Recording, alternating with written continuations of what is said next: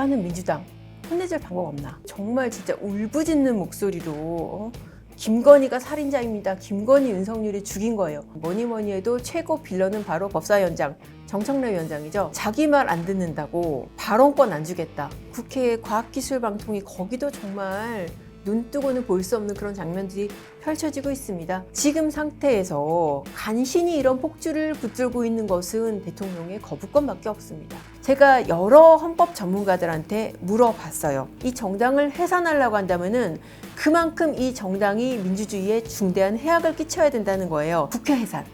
이것도 좀 해보고 싶죠. 그리고 실제로 실행이 된 사례도 있었습니다. 국회 해산. 현행 제도에는 없지만 이거 우리도 청원 한번 넣어보자는 거예요. 안녕하세요. 조선일보 법조 전문기자 양은경입니다. 오늘 판읽기는 여러분들의 요청이 굉장히 많은 사안이었어요. 지금 저렇게 막가는 민주당 혼내줄 방법 없나? 이걸 한번 준비를 해봤습니다. 날 더워가지고 안 그래도 짜증이 나는데 국회에서 벌어지는 민주당의 행태를 보면은 더 화가 나고 더 덥다. 이런 분들 많으시죠? 저도 그렇게 생각합니다.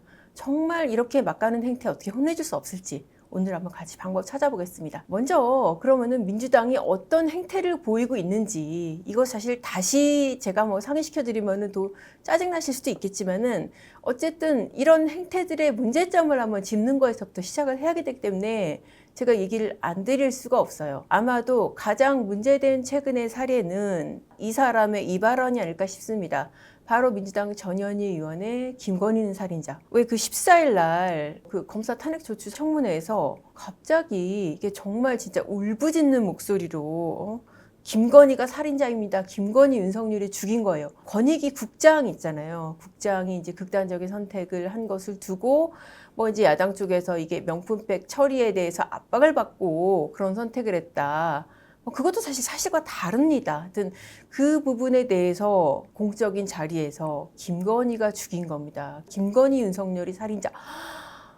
이거는 정말 상상할 수 없는 극단적 발언이고요. 이거는 정말 사실관계하고도 전혀 오히려 제가 알기로는 반대의 상황이고 정말 있을 수가 없는 그런 망언입니다. 그래서 대통령실에서도 이례적으로 그렇게 성명을 냈습니다. 이성을 상실한 폐륜적인 망언이다.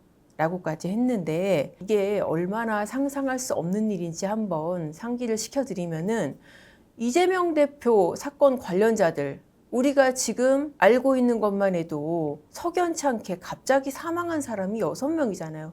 지금 이런 사건들 하나하나 두고 국회에서 만약에 국힘의원이 이재명은 살인자입니다. 이랬으면 어떻게 됐을까요? 지금 난장판도 그런 난장판이 없었을 겁니다. 정말 인격 모독적이고 지금 있어서는 안 될 발언을 한 겁니다. 그래서 이제 박찬대 원내대표가 이거 국민이 좀 불쾌하셨다면 이 유감이다라고 하긴 했는데 그럼 뭐합니까? 배 터진 발언이라 지금 주워 담을 수도 없는 것이고 사실 전현희 의원이 치과의사 출신이고 사법시험에 합격해서 변호사가 됐고 그러니까 이게 정말 제대로 된 생각으로는 이런 발언을 할 수가 없는 사람이에요. 물론 사람을 스펙으로 평가하는 게 사실 한계가 있긴 하지만은 근데 이 말도 안 되는 극단적인 발언 왜 했겠습니까? 최근에 그 목적이 어떻게 보면은 나왔어요. 최고위원 됐잖아요. 이 발언 직전에 최고위원 순위로 봤을 때 6위. 그러니까 안 될 수 있었단 말이죠. 그런데 이 발언 하고 나서 어떻게 됐어요? 2위로 해서 최고위원 당선이 됐잖아요. 그러니까 이런 막가파 발언의 목적은 분명한 거예요. 캣딸들 여론 끌어모아가지고 최고위원 당선되려고 다분히 그런 목적이 있었다고 보입니다. 이 발언이 나온 게 어디서 나왔냐면은 김영철 북부지법 차장검사 탄핵 청문회에서 나왔어요. 그럼 왜 또 검사 탄핵을 하냐? 김영철 차장검사가 국정농단 증인 장시호 씨를 회유했다. 내지는 둘이 부적절한 관계다. 이러면서 장시호 씨한테 대본을 써주면서 그대로 증언을 하게 했다. 이런 거를 갖다가 탄핵 이유로 들었거든요. 근데 장시호 씨 뭐라고 그랬냐면은 그거 내가 다 거짓말한 거다. 왜냐하면 이게 이 사건에서 유일한 증거가 장시호 씨가 지인한테 내가 그때 그 검사한테 이런 얘기를 들었고 이렇게 했어 라고 말한 거밖에 없는 거예요. 더군다나 그 말을 한 장시호 씨 자체도 내가 이거 거짓말한 거다. 내가 일종의 허언증 같은 걸로 거짓말한 거다라고 그렇게 시인을 하고 김영철 검사한테 사과하는 문자까지 보냈거든요. 근데 그런 사건을 들고 와서 검사를 탄핵하겠다고 지금 나선 겁니다. 탄핵하겠다고 법안은 발의를 해놓고 의결은 안 했어요. 왜 안 했을까요? 자기네들도 역풍이 조금은 두려웠지 않았을까.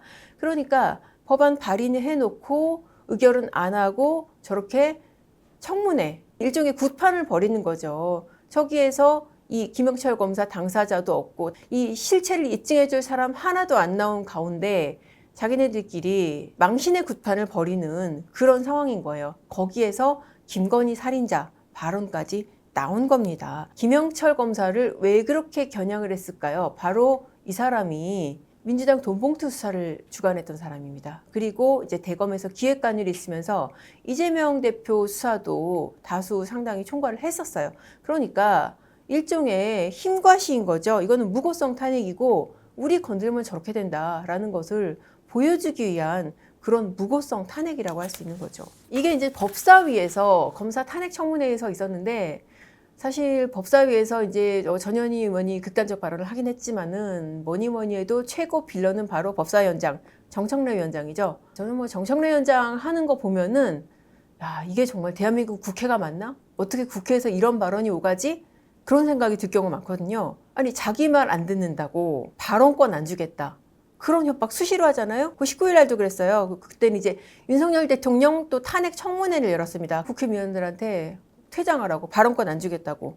그리고 그중에 이제 곽규택 의원한테는 나를 노려보면 퇴장시키겠다. 발언권 안 주겠다. 그래서 시민단체가 이거는 직권남용이다, 모욕이다 라고 해서 고발을 하기도 했습니다. 그런데도 이 사람이 또 뒤끝도 장렬해요. 최근에 이제 지난 14일 날 청문회에서 곽규택 의원이 지난번에 뭐 사과 안 하면은 발언권 안 주신다고 했는데 오늘 제가 뭐 발언을 하게 될 수인 거 보니까 뭐 지난번 일은 넘어간 것 같네요. 발언하겠습니다 라고 하는데 거기서 잠깐 하고 정청래 위원장이 나섭니다. 발언권 중지돼 있어요. 시간도 멈춰 있어요. 그러니까 곽규택 의원이 황당하죠. 지난번에 그렇게 해서 이 익스큐즈 된 거 아니냐 그러니까 항의를 하니까 어디 위원이 위원장 말을 끊냐 그러면서 지난번에 했던 말 용서하는 거 아니에요. 마일리지로 쌓이고 있어요. 오늘 조심하세요. 아니 요즘에 사실 예능에서도 이렇게 상대방 비하하고 깎아내리고 모욕 주고 망신 주고 이런 거 안 하는데 이게 대한민국 국회 법사위원장이 할 짓입니까? 저는 이 사람 보면은 누가 생각나냐면은 왜 우리들의 일그러진 영웅에서 엄석대 있잖아요. 엄석대. 교실에서 군기 잡고 자기가 이제 정말 거의 선생님의 권한까지 체벌하고 이런 권한까지 폭력적으로 휘두르는 그런 엄석대 같다라는 생각이 들었습니다. 지금 법사위만 그런 게 아니라 그 국회 과학기술방통위 거기도 정말 눈 뜨고는 볼 수 없는 그런 장면들이 펼쳐지고 있습니다. 왜 그 KBS 이사 출신 강규영 사람이 참고인으로 나왔었는데 최민희 위원장이 말을 길게 한다고 발언을 끊어요. 주제와 안 맞는 발언을 하는 것도 아니고 무슨 인격 모독적인 발언을 하는 것도 아닌데 말이 너무 길다. 그럼 내가 발언을 자르겠다. 지금 시간 제한이 있는 상황도 아닌데 대한민국 국회에서 말이 길다고 자르는 위원장 보셨습니까? 그냥 이렇게 지금 어이없는 짓을 하고 있고 이것뿐만 아니에요. 이진숙 후보자한테도 그랬죠. 그때 나이가 몇 살이냐. 뇌구조가 이상하다. 이런 막말을 서슴지 않았습니다. 또 최근에 좀 황당한 사건이 있었는데 뭐냐면은 재판 중인 그 사건에 제출된 서면이 지금 재판부에서 열어보기도 전에 국회에서 먼저 노출이 된 그런 사건이 있었어요. 뭐냐면은 이게 지금 그 이사를 이제 선임을 했잖아요. 그런데 거기에 대해서 기존 전 정권에서 선임된 이사들 그리고 이번에 지원했다 안 된 그 좌파 진영 인사들이 집행정지를 냈었습니다. 이사 선임이 무효라고. 그러니까 이제 방통위가 거기에 대해서 무효 아니다라고 답변서를 냈겠죠. 근데 그 답변서를 가지고 심리하는 일자가 19일이에요. 그러니까 재판부가 재판을 열기도 전이에요. 그런데 14일 날 청문회에서 최민희 위원장이 그 답변서를 들고 흔든 거예요. 지금 이제 이진숙 위원장이 탄핵이 돼 있으니까 김태규 부위원장이 직무대리를 하고 있거든요. 그때 증인이 누구였냐면은 김태규. 자, 김태규 직무대리, 이거 지금 방통위가 제출한 답변서 맞나요? 뭐 여기 보면은 뭐 2주 동안에 몇 명을 심리했다고 돼 있네요. 그러니까 김태규 직무대리가 그거 나도 못 봤어요. 아니, 그러니까 김태규 직무대리는 이게 지금 방통위 측의 직무대리잖아요. 그러니까 사건을 의뢰한 의뢰인이에요. 근데 의뢰인도 그 변호사가 쓴 답변서를 보려면 이제 시간이 있어야 했잖아요. 나도 시간이 없어서 아직 못 본 그 답변서를 갖다가 상대방 측과 유착되어 있는 것으로 보이는 최민희 위원장이 법정도 아닌데 국회에서 들고 흔든 겁니다. 그래서 이거 판사한테 재판받을 수 있는 헌법상 권리를 침해당했다라고 해서 이 방통위 측에서 변협에 진정 냈고요. 그리고 이제 지금 MBC 제3노조 쪽에서 최민희 위원장을 검찰에 고발까지 한 그런 상태입니다. 자, 이것도 결국은 이진숙 위원장의 탄핵이라는 이 장에서 펼쳐진 거거든요. 이진숙 위원장은 심지어 위원장이 된 지 3일 만에 탄핵이 됐어요. 이게 얼마나 황당하냐면은 탄핵이라는 것은 직무집행을 하면서 법률이나 헌법을 위반을 해야 되거든요. 그리고 위반의 정도가 굉장히 중대해야 됩니다. 자, 그런데 임명된 지 3일 만에 어떻게 위반을 하겠어요? 이 위반한 사유라는 거 한번 봅시다. 뭘 위반했다고 하는지. 첫 번째, 방통위 2인 체제에서 이사들을 임명했다. 그러니까 원래 5명인데 지금 위원장하고 부위원장 그렇게 있는 상태에서 이 이사들을 임명을 했다. 아니 2인 이상이면은 열 수 있다라고 법에 돼 있어요. 법에 돼 있는 대로 한 거예요. 그리고 2인 체제를 이 사람이 만든 것도 아니고. 또 두 번째 탄핵 사유가 뭐냐면은 대전 MBC 사장하면서 노조 활동을 방해했다. 이거는 그 자체로 말이 안 되는 게 직무 집행 중에서 헌법과 법률을 위배한 게 탄핵 사유잖아요. 그런데 대전 MBC 사장하고 지금 방통위원장하고 뭔 상관이 있어요? 그러니까 말 그대로 그 자체로 탄핵 사유가 안 되는 그런 거예요. 그걸 갖다가 지금 어거지로 탄핵을 하겠다고 하면서 이렇게 구판을 벌이고 있는 겁니다. 민주당의 지금 막가파식 행태를 지적하는 이 자체만 해도 굉장히 좀 화가 납니다. 이런 폭주를 어떻게 막을 것인가. 이런 폭주 정말 당장 막아야 되는 게 돈도 지금 많이 들어가요. 지금 이렇게 탄핵 소추에 들어간 돈만 해도 2021년 이후에 2억 5천이고요. 앞으로도 계속 더 들어갈 예정입니다. 이 돈이 어떻게 산출이 됐냐면은 탄핵 소추를 하게 되면은 방어를 해야 되잖아요. 대리인을 써서 이 방어 비용 같은 것을 추산을 해서 이렇게 산출이 된 건데 그렇게 지금 막하파식으로 탄핵을 해가지고 인용된 사람 지금까지 한 명도 없습니다. 지금 임성근 전 부장판사 임기 만료됐다고 각하됐고 그리고 지금 손준성 검사라든지 이정석 검사 이 사람들 아직 결과 안 나고 나머지 사람들 다 기각이 됐어요. 탄핵 사유 아니라고. 그러니까 이게 얼마나 국가적으로 낭비입니까? 이거 민주당 의원들 돈으로 들어갑니까? 아닙니다. 우리가 낸 세금으로 지금 이렇게 돈이 들어가는 거예요. 자, 돈도 돈이지만 더 심각한 거는 국가 기능이 마비가 되는 거예요. 탄핵소추가 발의가 돼서 의결이 되면은 직무행사가 정지가 됩니다. 검사 같은 경우에는 수사 못하고 방통위원장도 직무 못하고 다 묶여있는 거예요. 그러니까 이진숙 위원장이 이번에 탄핵 청문회 또 본인 증인으로 나왔잖아요. 나와서 물어보는 것마다 직무에 관한 거라서 답변 못합니다라는 그 민주당 그 욕했잖아요. 그러려면 왜 나왔냐. 탄핵이 돼 있기 때문에 직무가 정지돼 있기 때문에 직무에 관한 건 답변 못하는 게 맞아요. 그래서 정말 이렇게 막가파식 폭주 반드시 심판을 해야 되는데 지금 상태에서 간신히 이런 폭주를 붙들고 있는 것은 대통령의 거부권밖에 없습니다. 그러니까 민주당이 말도 안 되는 법안들을 쏟아내면은 그거를 대통령이 거부권으로 간신히 막고 있는 거예요. 그래서 지금 거부권이 행사가 됐거나 될 예정인 법안들이 뭐가 있냐. 얼마나 어이없는 법안들을 통과시키는지 보겠습니다. 방송사법 최근에 이제 거부권 행사 지금 결의를 했는데 방통위 의결 정족수 그거 이제 2인 이상이면 심의할 수 있다고 그랬잖아요. 그거를 갖다가 2인에서 4인으로 늘리자는 거예요. 이건 뭐예요? 정권은 바뀌었지만은 자기네들 입맛에 맞는 그런 방송계 인사들을 임명을 하겠다 그런 거 아니에요. 아니 자기네들은 문재인 정권 때 어땠어요? 강기영 KBS 이사 같은 경우에 어떻게 했냐면은 그 지금 임기도 안 된 사람 쫓아낸다고 집 앞 김밥집에서 뭐 몇천 원 쓴 그런 법인카드 내역까지 찾아가지고 해임했잖아요. 그 법원에서 해임 무효 판결까지 났잖아요. 그런 식으로 해놓고 임기 다 된 사람들 지금 정권에서 다시 선임을 하려고 그러니까 그걸 못하게 하겠다고 이런 법안을 통과를 시켰던 겁니다. 여기에 대해서 당연히 거부권 행사해야죠. 그리고 노란봉투법, 노조의 불법 파업에 대해서 사측이 손해배상 청구하려면 이거 제한하는 거예요. 아니 합법 파업도 아니고 불법 파업 손해배상 청구하겠다는 게 제한하는 거. 이거 당연히 거부권 해야 되는 거 아닙니까? 또 거부권 행사 예정되는 것 전국민 25만 원 지원법. 자 여러분 25만 원 받아서 살림살이 나아지시고 행복해지시겠어요? 이건 전형적인 나라 말아먹는 포퓰리즘 법안입니다. 당연히 거부권 행사해야죠. 그러니까 거부권 행사하는 것을 갖다가 협치를 거부한다. 전국을 경색시킨다. 이렇게 할 게 아니라 이게 지금 민주당의 폭주를 막는 현재로서는 거의 유일한 방법인 그런 상황인 거예요. 자, 그럼 거부권 행사밖에 없냐? 다른 방법도 찾아볼게요. 국회의원 탄핵. 이거 좀 했으면 좋겠죠.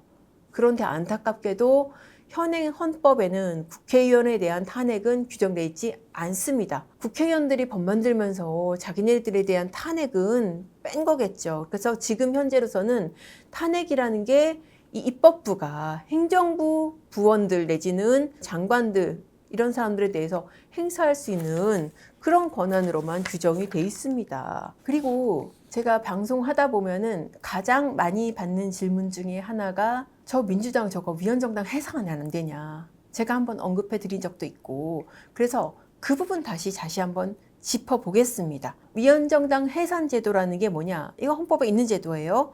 헌법 8조 4항에 보면은 정당의 목적이나 활동이 민주적 기본 질서에 위배될 때 헌법재판소의 심판을 통해서 정당을 해산하는 제도입니다. 이 제도가 언급되는 이유는 뭐냐면은 유일하게 다수결의 제한을 받지 않는 제도예요. 그러니까 뭐만 하려고 그러면 국회 의석수 때문에 다 걸리잖아요. 심지어 국회의원의 권한을 박탈하는 거라든지 이런 것들도 다 국회 의석수 때문에 다 제약이 걸려 있는데 위헌정당 해산 청구는 국회가 아니라 정부가 하는 제도입니다. 정부가 국무회의 심의를 거쳐가지고 하는 제도인 거예요. 그런데 요건이 있습니다. 첫째, 헌법이 정하는 민주적 기본 질서에 명백히 어긋나야 되고 두 번째, 국가의 존립에 현실적인 위협을 가해야 됩니다. 그래서 해산된 사례가 하나 있죠. 바로 통진당 사건입니다. 사실 민주당에 대해서도 한동훈 장관이 한번 살짝 꺼낸 적이 있었어요. 작년 11월에. 그때도 이제 검사 탄핵 한창 하고 그럴 때 자유민주주의를 파괴했다는 이유로 민주당에 대해서 위헌정당 심판을 청구하면 어떠냐. 한번 슬쩍 꺼냈다가 접어들었습니다. 뭐 당장 하겠다는 건 아니다. 이런 식으로 해서. 그런데 지금은 어떻게 보면 그때보다도 더 위헌적인 상황이 반복되고 있습니다. 지금 뭐 탄핵 청문회라는 말도 안 되는 장을 펼치면서 정말 인격 모독적인 반헌법적인 발언을 서심치 않고 있죠. 그래서 실제로 민주당 해산 국민청원에 나선 사람도 있습니다. 고영주 전 검사장이 이제 민주당 해산 국민청원을 넣는데 그래서 지난달 22일 날 5만 명을 넘겼더라고요. 그리고 제가 이제 오늘 아침 기준으로 찾아보니까는 8월 10일까지 찬성한 사람이 7만 7천 명. 그러니까 국회 청원이 5만 명 넘기게 되면은 여기에 대해서 국회가 심사할 의무가 생기거든요.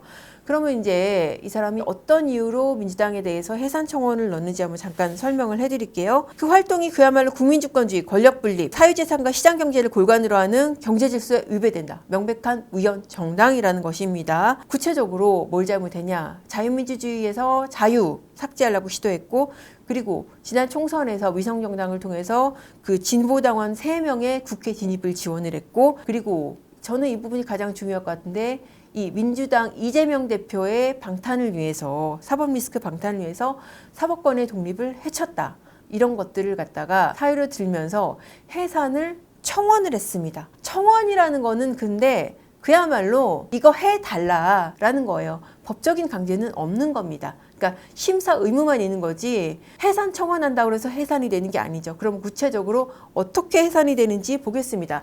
자, 제가 아까 유일하게 정당 해산된 사례가 통진당 사례가 있다고 말씀드렸죠. 당시에 그 통진당이 이제 이석기 전 의원이 아로라고 지하 혁명 조직을 만들어서 내란 음모를 국가 전복을 꾀했다라는 혐의로 수사를 받고 있었고 그러니까 수사를 하면서 검찰 그리고 법무부가 이 정당은 해산을 해야겠다라고 그래서 준비를 했었어요. 이 준비를 해가지고 해산 청구안을 2013년 11월에 국무회의에서 통과를 시켰고 당시에 이제 황교안 법무장관이 우리 지금 해산 청구한다라고 이제 브리핑까지 했었습니다.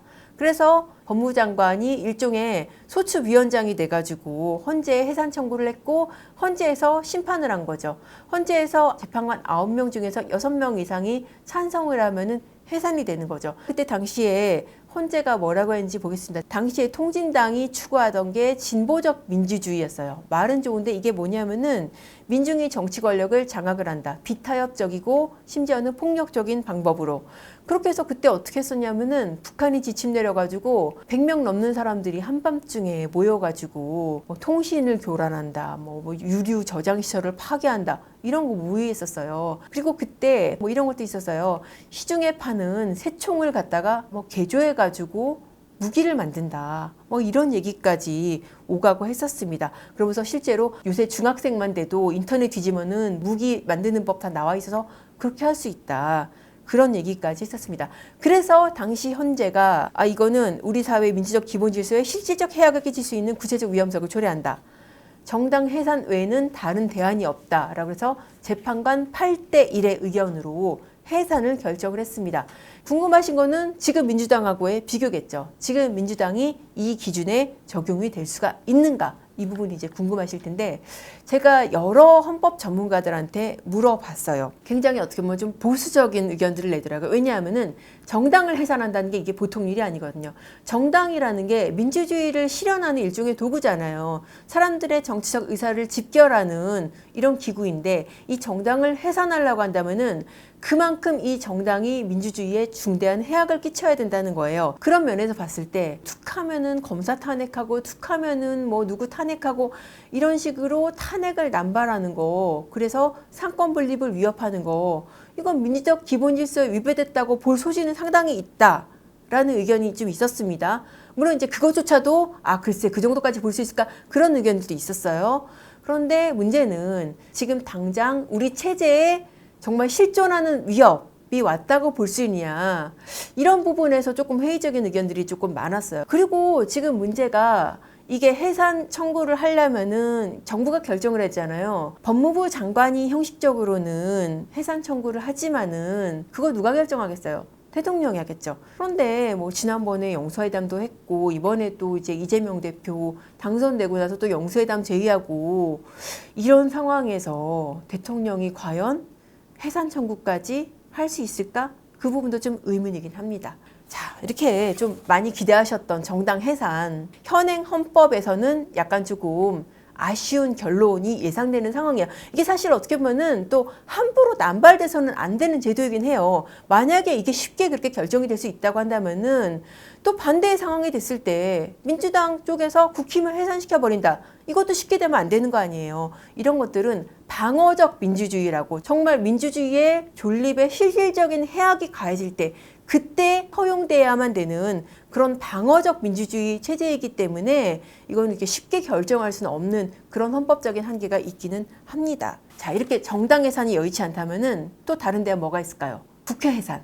이것도 좀 해보고 싶죠. 아예 이럴 것 같으면은 뭐 여당이고 야당이고 국회 다 필요 없어. 국회 다 해산해버려. 라고 생각하시는 분들 많을 겁니다. 말 그대로 이 국회 해산이라는 제도는 대통령이 이 국회의원 임기 만료 전에 다 해산시켜버리는 거예요. 다 소멸시켜서 국회를 해산시켜버리는 제도예요.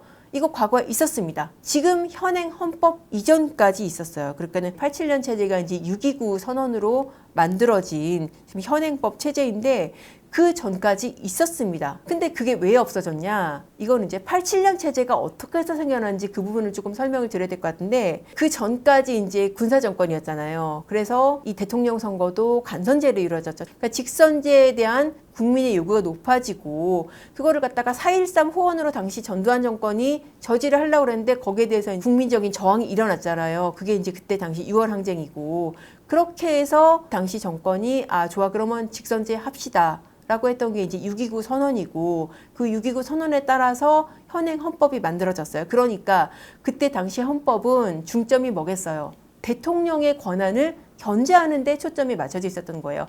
대통령도 그 전까지는 7년이었는데 5년 단임제가 되고, 그리고 국회 해산 제도가 그때 폐지가 됐었습니다. 그리고 그 대통령이 그전에는 이제 국가 긴급권, 그러니까는 이렇게 정말 복잡하고 혼란한 상황이 있으면은 대통령이 강력한 권한으로 특정 정책을 시행해 버릴 수 있는 이런 권한이 있었는데 그것도 제한을 했어요. 그러니까 그 전까지는 그러니까 국회 해산 제도가 있었다는 거잖아요. 그리고 실제로 실행이 된 사례도 있었습니다. 뭐냐면은 1972년 10월 유신, 그때 당시에 긴급 조치가 어떻게 내려졌냐면 10월 17일, 19시를 기해서 국회를 해산하고 모든 정당 활동을 중지한다. 그런 긴급조치가 발효가 됐었습니다. 그 긴급조치에 따라서 실제로 국회가 해산이 됐었어요. 당시에 이 긴급조치에 따라서 또 헌법이 만들어졌는데 그때는 이제 국회 해산권이 있었던 거예요. 그러다가 제5공화국 헌법에서 이 국회 해산권을 제한을 하다가 지금 현행 헌법에서는 폐지가 된 상황입니다. 자, 그러니까 지금 현행 헌법에서 국회 해산권을 폐지한 취지는 그때만 해도 대통령의 권한 남용만 걱정을 했지 지금처럼 국회가 막을 거를 생각을 못한 거죠. 헌법학자 허영 교수도 그렇게 얘기를 하시더라고요. 지금 같은 국회의 권한 남용은 현행 헌법이 예상하지 못한 상황이다. 그렇게 그런 얘기를 하셨었습니다. 자, 그러면은 또 방법이 없을까요? 자, 일단은 지금 현행 체제에서는 그나마 가능한 거는 좀 이런 말도 안 되는 탄핵 심판 좀 신속하게 하는 거. 아니, 이진숙 위원장 3일 만에 청구된 탄핵. 이게 탄핵 이유가 있겠습니까? 이런 것도 좀 빨리빨리 하라는 거예요. 이거를 갖다가 뭐 무슨 재판을 열고 뭐 한다면서 몇 달을 끌면은 그 자체로 어떻게 보면 민주당에는 탄핵이 인용되지 않더라도 탄핵 청구의 목적을 달성을 하게 된단 말이죠. 그러니까 이런 쓸데없는 탄핵 청구는 좀 빨리빨리 심판을 하자. 그리고 또 중요한 거 있습니다. 재판 좀 빨리빨리 하자. 일반 형사 재판. 누구 재판이겠어요? 이재명 대표 재판 같은 그런 재판 좀 빨리빨리 하자. 이런 재판 늦어지니까 형사 피고인이고 진작에 판결이 됐어야 될 사건인데도 아무 일도 없었던 것처럼 저렇게 대표를 연임을 하고 일극 체제를 구성을 하고 나라를 흔들고 있잖아요. 또 중요한 거. 이거는 굉장히 제가 보기에 오늘의 좀 결론이 될 수도 있고 조금 그래도 신박한 대안이 될 수 있다고 그래서 소개를 시켜드리는데 국회 해산, 현행 제도에는 없지만 이거 우리도 청원 한번 넣어보자는 거예요. 비협법적인 방법이라도 조금 여론이라도 형성을 해보자는 거예요. 아니 지금 같은 국회라면은 이거 날도 더운데 예산 낭비 해가면서 저렇게 있을 필요 있나요? 국회 해산. 우리 청원 한번 넣어보시죠. 국회 해산 청원 넣고 여기에 대해서 동의하는 사람들 정말 몇백만 돼보세요. 그러면 국회에서 압박 느끼지 않을까요? 아니면은 이런 청원이 돼도 좋고 어떤 시민단체가 청원 운동이란지 서명 운동이란지 이런 거를 전개를 하면서 현행 헌법에 없으면은 우리 국민의 직접적인 의사 표현으로라도 국민의 힘을 보여주는 게 필요하지 않을까. 그래서 정말 이 방송을 보시는 어느 분께서 하셔도 좋고 저를 비롯해서 저도 주변 사람들한테 열심히 독려해서 한번 우리 여론으로 한번 만들어 나가 보시죠. 자, 오늘의 판 읽기 여기까지 하겠습니다. 감사합니다.